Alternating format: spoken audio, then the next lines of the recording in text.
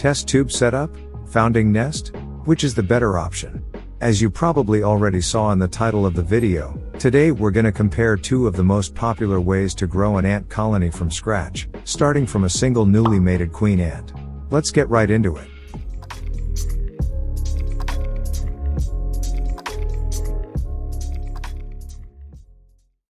Hi guys. Hope you're doing well. Welcome back to the BRUMA Ants channel. If you clicked on this video, there's an extremely high chance that you're thinking about starting an ant colony, and that you're not completely sure which method is best for you. A test tube setup? A founding ant nest? Which option has the higher success rate when it comes to founding an ant colony? As with everything else, both methods have their pros and cons, and the best option for you will depend on a number of factors, such as your personal experience, your preferences, and how much you are willing to spend.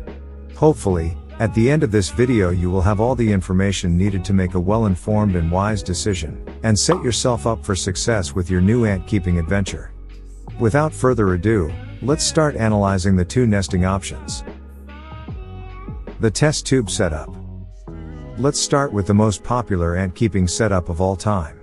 The test tube setup is considered by most ant keepers to be the gold standard of founding nest, and as of today, it defends its title better than ever. In a nutshell, a test tube setup is nothing more than a normal test tube filled with water, with a small cotton ball dividing the water tank section from the living area. That's it.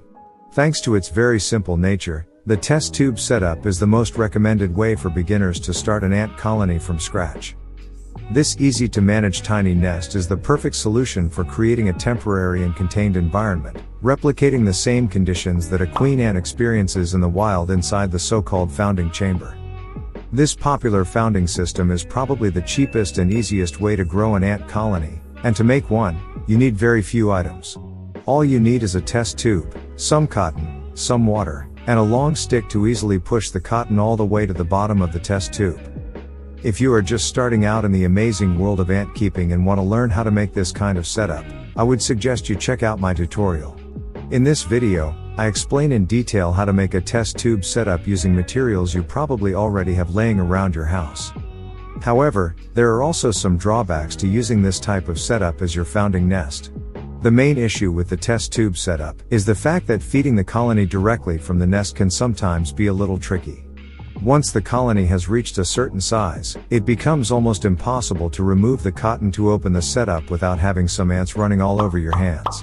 For this reason, the test tube setup is better suited for founding queens or very small colonies, and after a certain worker count it's better to move the colony to a more manageable nesting solution. Now let's move to the next option. The founding ant nest. The other popular alternative you have if you want to start an ant colony from scratch, is a founding ant nest. This particular type of small nest has grown in popularity in the last few years thanks to the diffusion of 3D printing and laser cutting technology, and today every ant keeping supplier offers its own version of this product. The founding nest is an extremely valid alternative to the test tube setup when it comes to starting a colony from a single queen. With some exotic species of ants, the test tube setup may not be the best way to recreate the environment needed to make a queen lay her first batch of eggs and grow her first workers. On the other hand, a good founding nest can offer what a basic test tube lacks, and is able to simulate the founding environment with a lot more accuracy. Unlike the test tube setup, this type of founding nest is not always cheap, and in some cases, it can actually be quite expensive. Depending on the ant keeping supplier you choose, the prices of a brand new founding nest can be quite high. Obviously, with the higher price point of this nest, comes also lots of additional features that we don't find in the very basic test tube setup.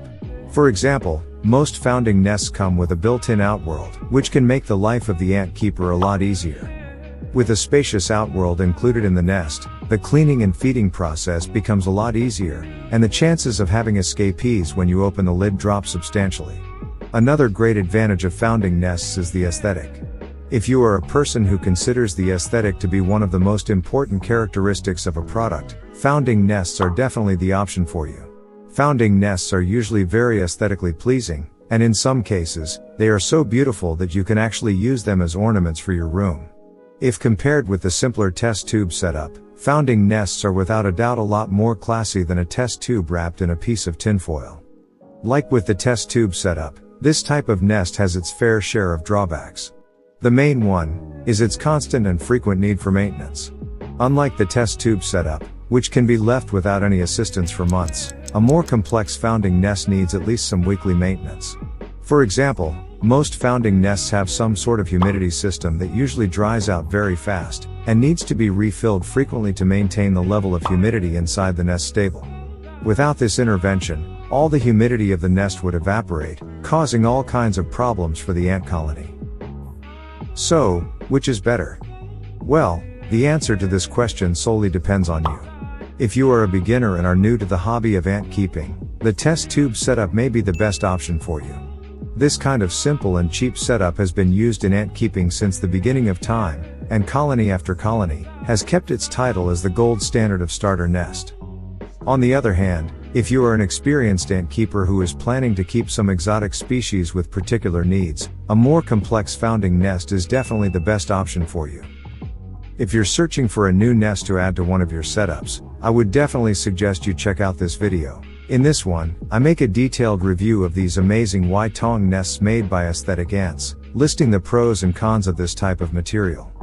See you soon in another video.